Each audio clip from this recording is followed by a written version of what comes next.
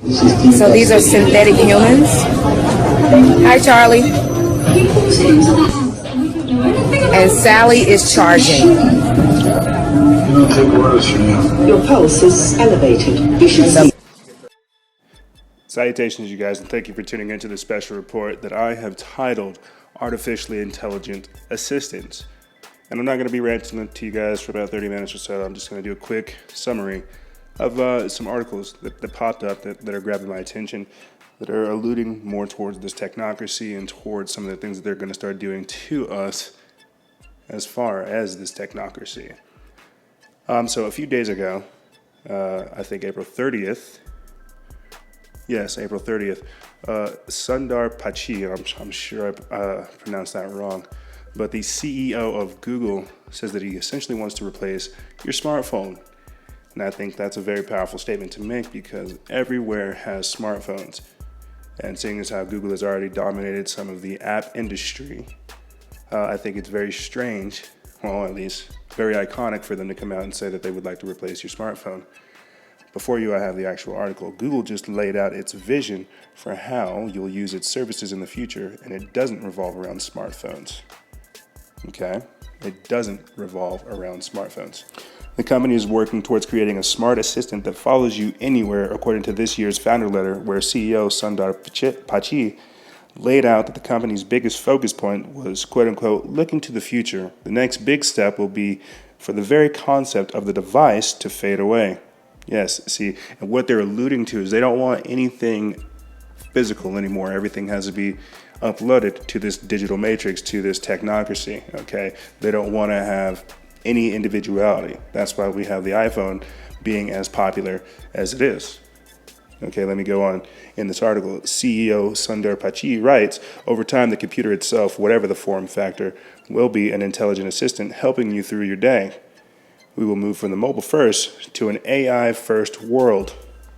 Okay, so that's essentially alluding to the fact, or trying to get you guys to change your mindset that whatever we do will be monitored, will be engaged, will be run through an algorithm or put through some kind of system that is, well, capable or artificially intelligent to deal with the answer or to give you a solution, so to speak.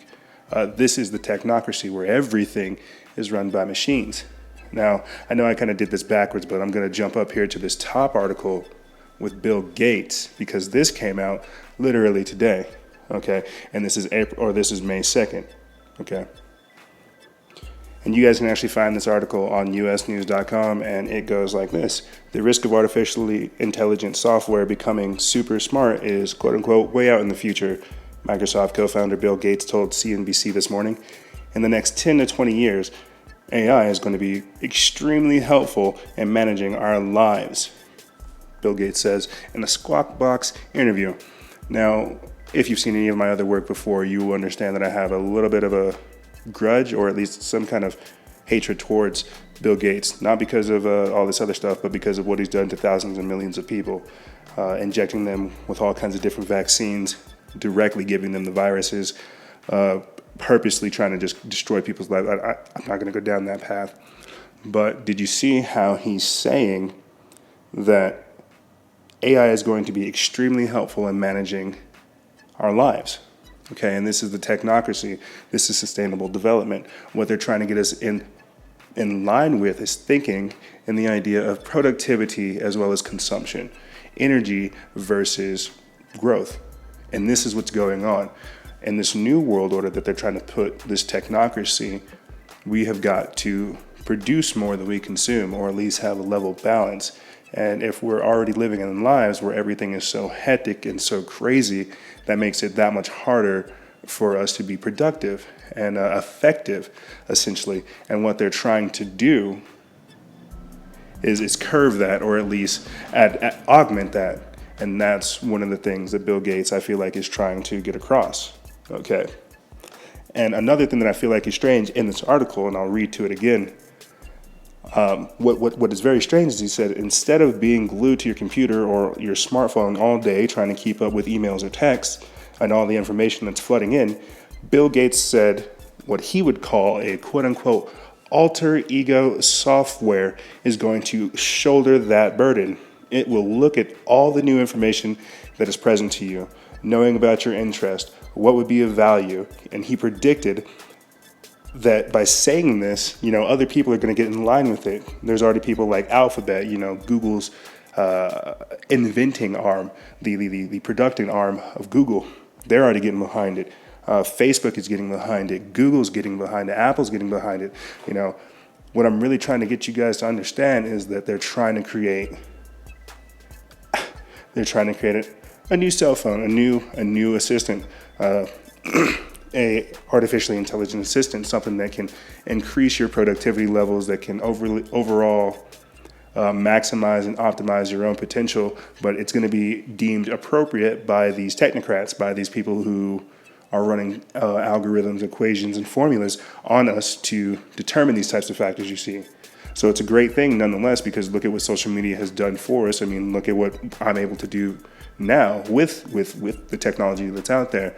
But we really have to understand who is designing these things and what it's really for.